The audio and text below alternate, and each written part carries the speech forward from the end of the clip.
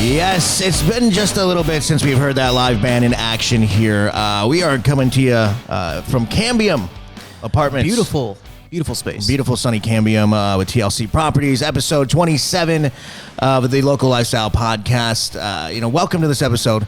It is brought to you by TLC Properties. This is a spot to hear from business owners, community leaders, trendsetters, and everyone else in between your local community. Today, we have a very interesting guest with a very interesting topic. David Burton and the Lost Art of Neighboring. It's like a Harry Potter book. It is. It sounds, or Indiana Jones. Or that, yeah. Of course, with me, I do have Sir Lancelot as the amazing co-host. And David Burton, once again, thank you very much for taking time out of your day to get down in here in one of the apartments. Yeah, it's a lovely place. This is the first one we've done in here. Oh, okay. Yeah. It smells new, doesn't it? It does smell new. It's like a new car, but new apartment We were smell. bringing in Very the relaxed. plants and everything when you got here, so. Yeah, the ambiance is incredible. Some foliage, if we will use big words. But no, thank you. You work for University of Missouri. That is correct. For the Extension Service, there is an Extension office in every county in Missouri. Really? Wow. I didn't know that. Including Greene County. Yeah, something new. Our offices in Greene County are over in the Botanical Center. If you've been to Nathaniel Green Park or the Springfield Botanical and look Gardens. at what you're sitting next to. I know, that made me feel right at home, right next to a beautiful plant. Now, the reason for today's podcast is sort of one of those topics that I think is everybody thinks about, but no one really talks about. Mm-hmm. Like think to yourself, do you know 2 or 3 or 4 of your neighbors' names? Nope. Do you know anything about your neighbors? They live next to me. They live next to you, right? Yeah, and they we're live here by in me. Cambium. I'm good with faces, though. I'm not really good with names. Right, so, no, but still, it's hard. Right, so the lost art of neighboring. I think it's something, like you said, that everyone kind of feels, but no one really talks about. What is that all about? Well, you've probably heard the term all of your life, right? You know, about being a good neighbor or love your neighbor. But really, over the last 20 years, research shows we've really lost what that means. There's a lot of factors on that. Some are architectural. A lot of homes anymore don't have front porches. The people's schedules are much busier, so they pack more into a day, and they don't have time to be at home. Indoor entertainment options. Big screens, it's really easy to drive home, shut the garage door, and turn on your big screen TV and watch Netflix and be completely entertained and relaxed all evening and never have to involve anybody else. Those things are all factors.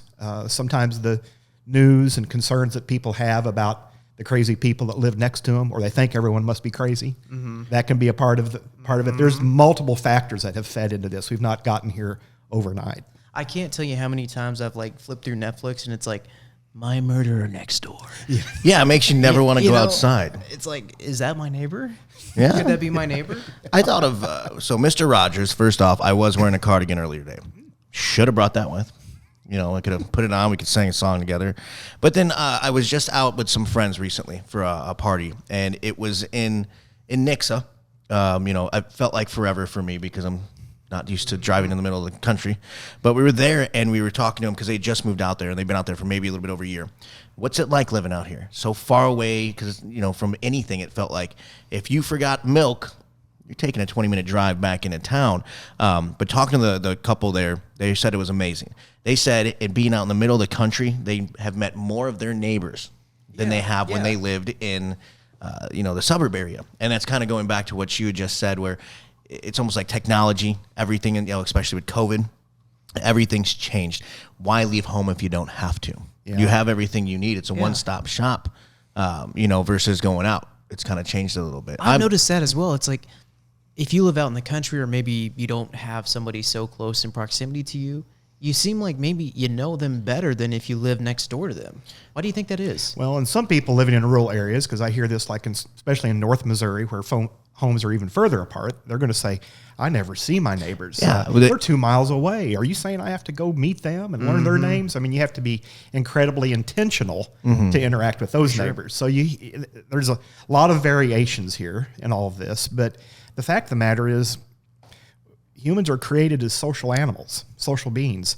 And a lot of the current research going on even shows the impact of that if we don't have that social interaction. And I know this is probably unpopular for a younger audience, but Facebook is not the same thing. The digital interaction is not the same.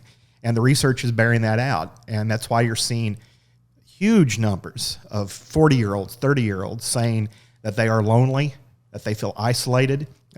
Some current research this last week that came out showed 40% of people age 30 say they feel lonely and isolated, and they are missing that social, personal interaction. I have a lot of friends that I'll call them because I'm a people person. I was a DJ. I want to talk. People don't want to talk anymore. I can get the conversation over in like 5 seconds if they're lucky, but then if I'm texting them, they want to text. I'll call, and I know they have their phone on them, and they'll ignore it. That is a strange phenomenon. Yeah, that you're seeing because more. they just want to text you. It's like, why, it's taking me an hour to get this conversation done that could have happened within seconds. Yeah. But no, I think technology is definitely it's a big perk and a positive within our lives. It helps. I mean, the technology we have here to do the podcast. And like you said, a lot of people in their 30s and 40s, reported being lonely. Those are dramatic increases in that age group. That's why I pointed that out. And some of that was happening even pre-COVID. So a lot of the research post-COVID hasn't happened yet, but that age group had doubled and sometimes tripled the number of people in just 5 years of people saying they felt lonely and isolated. Wow. One of the biggest, that's interesting for that age group, but one of the biggest selling points at TLC Properties for a 55-plus age group is community. Yeah. Like Veranda Vistas, Terra Vera, a lot of our 55-plus properties, they enjoy being together, being in a safe, sociable atmosphere, and making friends and being, a community. It's weird because even I was thinking about this. That's why when we brought up the topic for this podcast, I was interested. I have these things that I follow on Facebook. I use it to more stay in touch with people back home, stuff like that. And I never remember anybody's birthday. So I use Facebook a lot for that. I'm a horrible friend. But being a kid, growing up, there's all these pictures that I see on there of like, this is what we did back in the day. Sitting underneath a street light, with your friends on your bikes. You didn't even have little boom boxes yet. You would just sit out there and talk. And there was always something new to talk about because we weren't sitting on a phone or on a computer all day. Like, it's like we've grown so far from that. And then, growing up, there's always with neighbors, you'd go over if you're a new neighbor, you'd bring them a cup of sugar. Yeah. Or you were able to pie, go, or you'd be able to go next door and ask somebody that. Now, people are afraid to go next door and say, hey, Lance, you got any sugar? You don't have to be afraid of me. It's okay. You're hitting on some wonderful examples. And in fact, one of the things you mentioned about the cup of sugar reminds me, State Farm Insurance did a study in 2018 called the State of Neighboring. And it's an interesting dichotomy throughout of what people say their expectations are of neighbors, yet what they do themselves. And one of them, 73% of the people they surveyed said they thought when someone moved to a neighborhood that they should be welcomed. You should welcome new neighbors, 73%. But only 16% said they had ever done that. Well, so it's the expectation, but people versus don't go reality, versus right? reality of actually doing it. And this is something you specialize in. I mean, did we see this coming from a long ways away? Part of the answer to that should be yes. There have been signs along the trail. And it's really just been in the last 10 years, and even more so in the last 3, where this idea of neighboring has really come about in terms of conversation, research, and books. There was Dave Runyon wrote a book 10 years ago called The Art of Neighboring. I think maybe he was the first to kind of see that, and he has in that book this real practical tool. It's just a chart with your residence in the middle and the eight squares around it. That would be your 8 closest front doors to your apartment door, for example, or the 8 closest homes. And his challenge was to just learn the names of your 8 neighbors. And that's the start of changing that relationship. When I see one of my neighbors out, there's a big difference between me saying, hey, you, and being able to say, hey, Matt, how are things? Yeah. And so just learning the name. And this chart gives you a way to kind of write that down. Remember it. If you're like me, you got to have it written down somewhere to remember it the next day. And so it's a real practical tool. And he says in that book that sometimes they'll talk about in leadership setting the bar high. In this case, he has set the bar really low. Anybody can do it. Anybody can do this. Just start by learning the names. And that's where I began. We had gotten really lazy at our residence. People had moved and come and gone, and over the years, then I realized 3 years ago, I'm like, we only know the names of one of our neighbors. And I read the that book, and I was just really convicted about, wow, this isn't the way life should be. Right. And just by learning those names, it takes a while. It didn't happen overnight, but that was the starting point. And it makes a world of difference. And it has in our lives. It can in your neighbors' lives.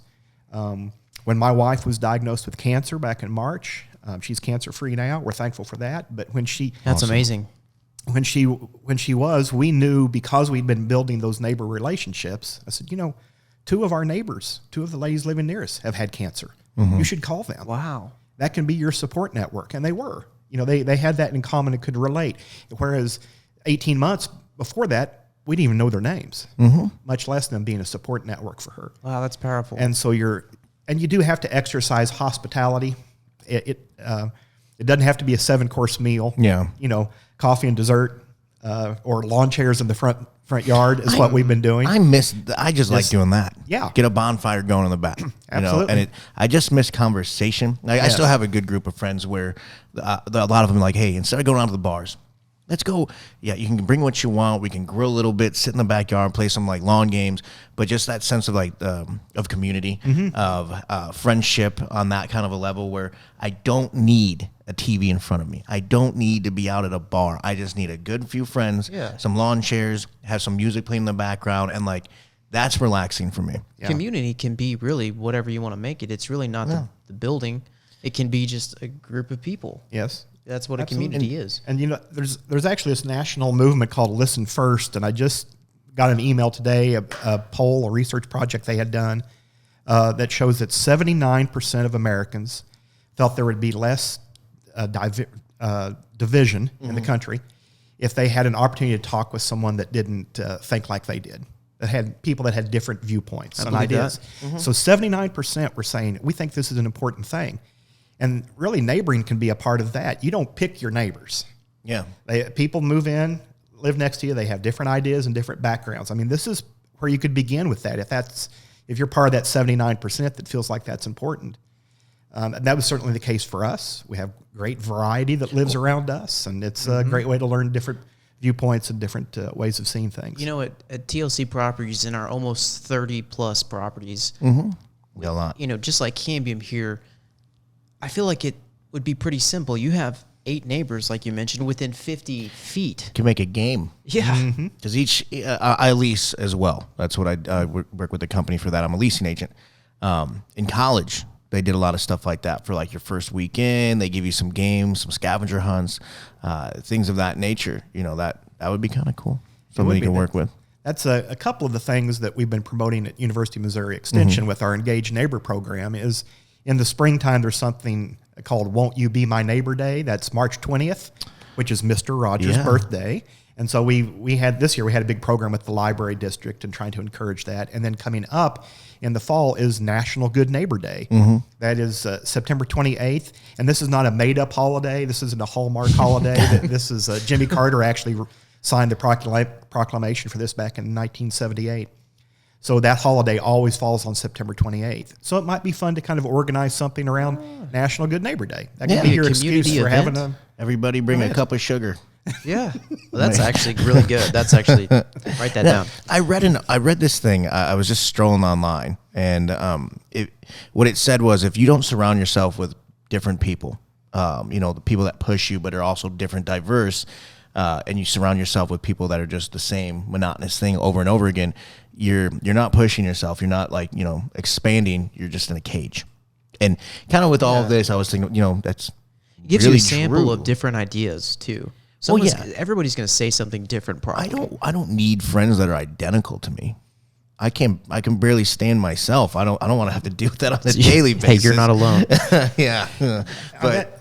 That's a great point. I mean, in fact, that's kind of part of my story, because if you would have asked me 3 years ago if I was a great neighbor, I would have said, yeah, I don't throw loud parties. I mow my leaves, and I pick up after my dog when I take him on a walk. I mean, I'm a great neighbor. But we were spending our time hanging with people that we liked, people we knew, people that were just like us. They didn't live near us, right? That became our friend network, and I probably would have said at that time, oh, I'm loving my neighbors, all these people I'm hanging out with. But meanwhile, I didn't even know the names of the people living next door to me. And so when you engage in that way with the people next door and around to you, that's where you end up with people that maybe you wouldn't normally choose to hang out with, right? Change it up. Change it up. I moved to Wisconsin for a little bit. I got out of radio, moved up there, and I had this neighbor, John, was his name, an older gentleman, but I went out there and helped him because it snows a lot. I don't know anybody listening. It snows a lot. Hey, we got our north. fair share Nothing. too long ago. Still, nothing. Yeah. It's worse than that up there. But anyways, I'm helping John because you know the gentleman, and I got done with my driveway first. So I went over, John, let me help. He's like, I got it. I said, John, just let me help. Let me do my neighborly duty. And it was the way I was raised to go do one good deed a day. So I helped him shovel. And then after that, we released chat. You know, if I came home from work around the same time as you out there, you know, you sit and chat for like maybe 5 minutes. Nothing crazy over the top, but just enough to where you have that feeling like, okay, I live next. Because I didn't want him to think that I was just some punk young kid moving in.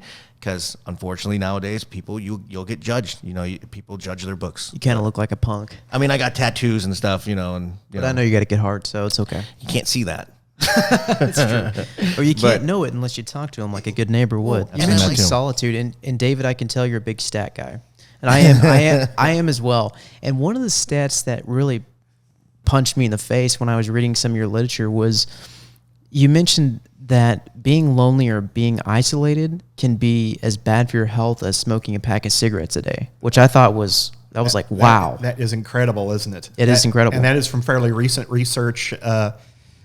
Susan Pinkler has a book called The Village Effect, and it is just full of research projects about the impact of neighboring and overcoming isolation on your life. It focuses more on the health parts, and it is amazing, some of the research that comes out of that. The fact that we are meant to be social beings. But yeah, that's true. Isolation and loneliness has that type of impact on your body. Yes, yeah. People who are, there was one study in there about people who had heart surgery, people who are connected socially, 8 times more likely to recover from their heart surgery without any other further complications. Wow. Some of the research is just really unbelievable, almost.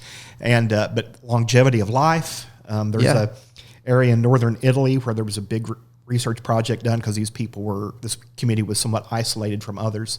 And you don't see a lot of the health problems there, but it's tightly, closely connected socially.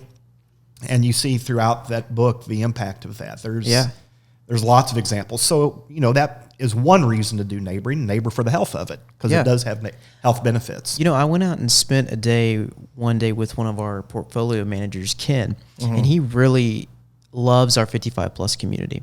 And I watched him sell some apartment homes, some of our 55-plus apartment homes to that age group. And I remember hearing one of the things he said was like, one of the biggest killers of people in that age group and older is isolation.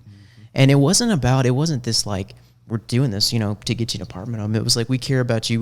We want you to, you know, do well. We want you to see you involved in our community and be healthy. That's what it's really all about. Yes, absolutely. Lots of examples of that. So I'm not recalling all of them quite as quick as you made it out to be there with my statistics, but there are lots of examples of that. So it's Village Effect, Susan Pinkler. I would highly recommend that if you're a reading person and you enjoy literature.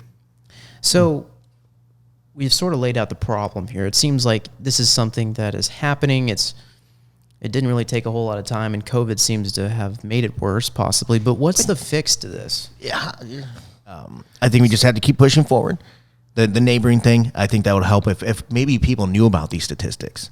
Maybe they're the sad and depressed ones, and they're like, well, I don't understand this. Yeah. I mean, you know, maybe it hasn't just been brought to light, you know, more for people to understand. Like, look, just maybe get out, go for a walk, you know, just get outside for a little bit, get that fresh air in you. Maybe put a pep in your step. Making yourself available. Yes. And controlling your schedule so you do have time to be interrupted. You have to be interruptible. Most people nowadays don't. They feel like they're too busy. There's too much going on. Wanting, and then the acceptance and wanting it is going to be two of the major things. But I think more community events. We're getting into summer. It's a little bit more lively out. We're getting out of that seasonal depression. People can enjoy the nice outdoor amenities we have. Get a hot dog from a hot dog truck. What's your take, David? What do you think the fix is? Well, one of the other challenges is that neighboring is a choice. This is not a marriage. It's not a contract. Your neighbors aren't family or blood typically, so it is a choice. So we have to make a choice to have that interaction and do neighboring. I think once you get started doing that, it becomes kind of addictive. Block You parties. see the well, Dave Runyon says learn names, use names, and throw great parties. So I love all that. I love the party part. Yeah. And really, I think what got me was I had been raised up and continued to even tell my kids, the importance of loving your neighbor. And that's when I kind of realized from Runyon's book and from some others that the opposite of love is not hate. The opposite of love is apathy. And that's where I was, apathy. I hadn't even taken the time to get to know my neighbors. That's Sort of apathy. like lukewarmish. Yeah. That's just that area. Hi. And that was good enough. But when you start stepping out and doing that, it becomes somewhat addictive. But you see the benefits of that. It does warm your heart through and through. You can be of help to others. Even in my neighborhood, we've started a monthly men's gathering during COVID.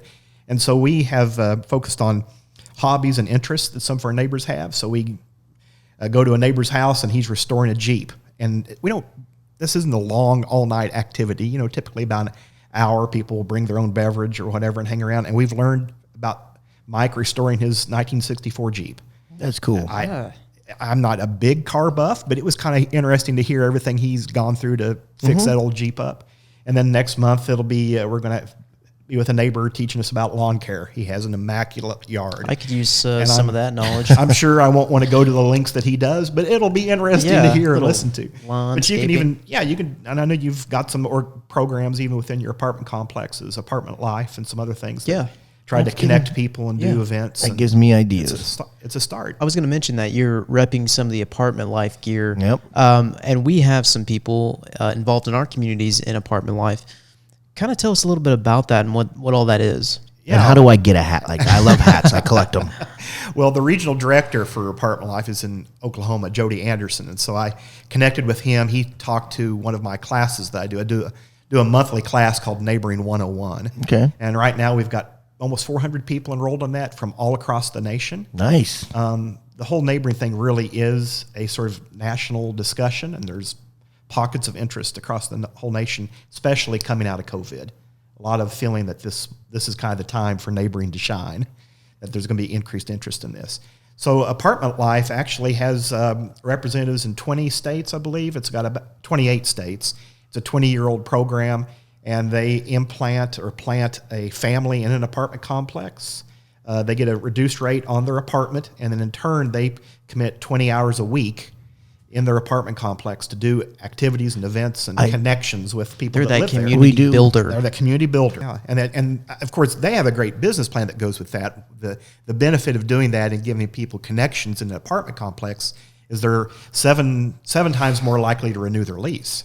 Oh, yeah. Wow. And so that's the importance to the company, right? To keep people. But when they have friendships and connections, they renew and they stay. Well, and like when I take somebody in, when you're trying to lease an apartment, you're moving them in, they have all these questions. Hey, can I put photos up? Am I going to get charged for putting a nail in the wall? Well, no, it's home. We want you to feel at home, and understand that. And sometimes when you're taking them out of the apartment or taking them in, you do get to see that potential neighbor. And some of them are really nice. Like I remember when that happened to me numerous times. You're like, oh, hey, blah blah blah, and you kind of try to upsell for them, because you know that's what they want. Well, at least I thought they did. But you're nice and friendly, and it's like you have apartment A and apartment B. One has a vibrant community with Apartment Life type people and a community atmosphere, and one doesn't. I want to be a part of that vibrant community. I want to feel comfortable, and you don't want to feel like, if you're in a bad area or wherever it may be, but seeing happy people around you makes you happy. It's like having a clean room. Your life is better with a clean room. Mine right now, not so clean. I got to do laundry.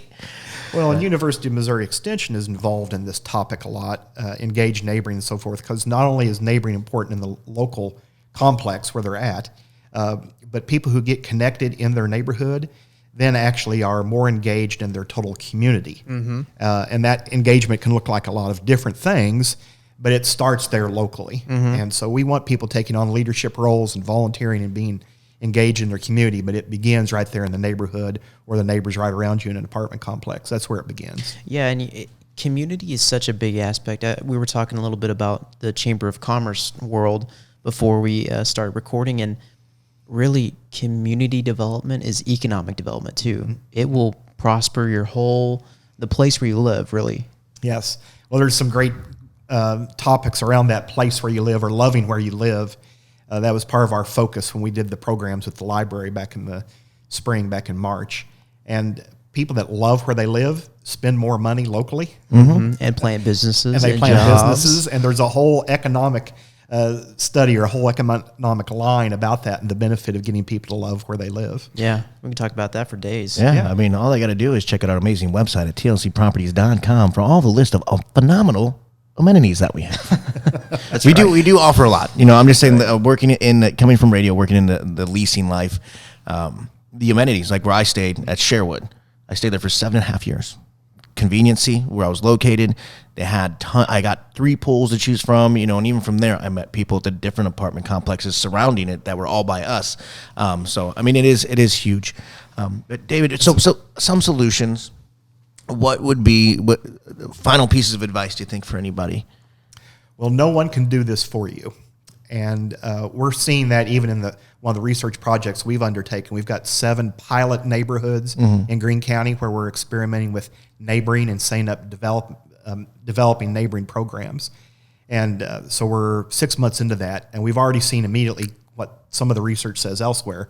And that is if you try and turn neighboring over to somebody else, like say you want an HOA to take care of it, or you want the government to take care of it locally to do a program, it's going to fall flat on its face.